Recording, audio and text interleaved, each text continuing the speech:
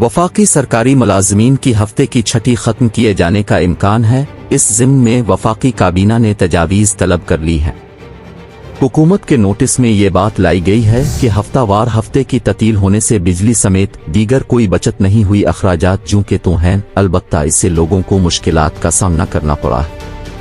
ज़राए के मुताबिक 1 जुलाई से मुल्क भर के तमाम महकमों में हफ्तावार ततील सिर्फ और सिर्फ इतवार के रोज़ होगी और हफ्ता की ततील को वफाकी महकमों में ख़त्म करने के लिए इक़दामात किए जा रहे हैं।